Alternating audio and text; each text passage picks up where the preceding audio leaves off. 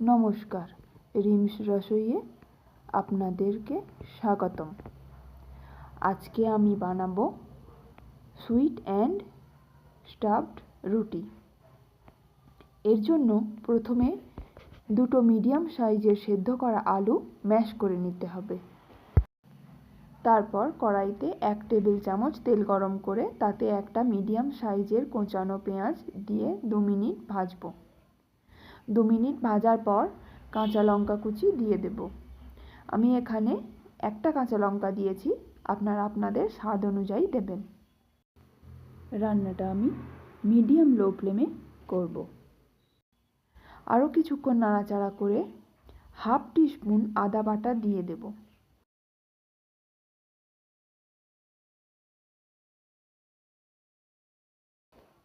দু 3 মিনিট পর আমি কুচনো কাজু কিশমিশ দিয়ে দিলাম।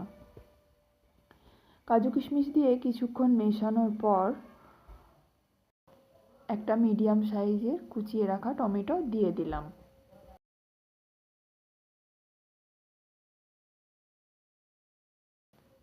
এখন আমি হাফ টিস্পুন নুন দিয়ে দিলাম। আপনারা আপনাদের স্বাদ অনুযায়ী নুন দেবেন।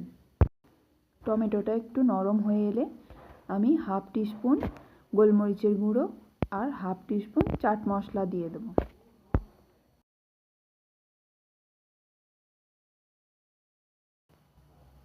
এখন আমি ম্যাশ করা আলুটা দিয়ে মিশিয়ে নেব।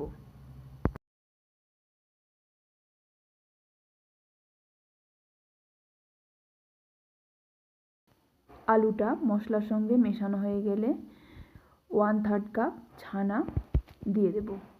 আমি এখানে ছানা দিয়েছি, চাইলে গ্রেট করা পনিরও দিতে পারেন। এবার এইটাকেও ভালোভাবে মিশিয়ে নিতে হবে।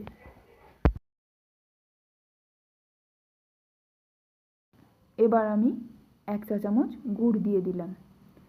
আপনারা গুড়ের বদলে চিনিও দিতে পারেন।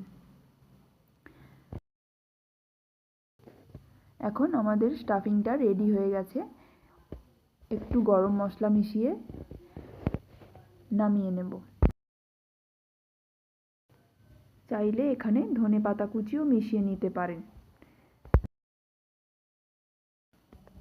এবার আমি আগে থেকে তৈরি করে রাখা রুটির মধ্যে বাটার লাগিয়ে নিয়ে আলুর স্টাফিংটা দিয়ে রোল বানিয়ে নেব।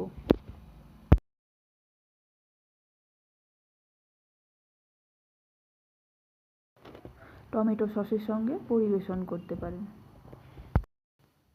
এরকমটা একবার বানিয়ে দেখুন, আশা করছি ভালো লাগবে। এইভাবে ঝটপট বানিয়ে বাচ্চার টিফিন বক্সে দিতে পারেন, সকালের নাস্তায় অথবা ডিনারেও সার্ভ করতে পারেন। ভিডিওটি দেখার জন্য অনেক ধন্যবাদ। আমার চ্যানেলটাকে প্লিজ সাবস্ক্রাইব করে দেবেন।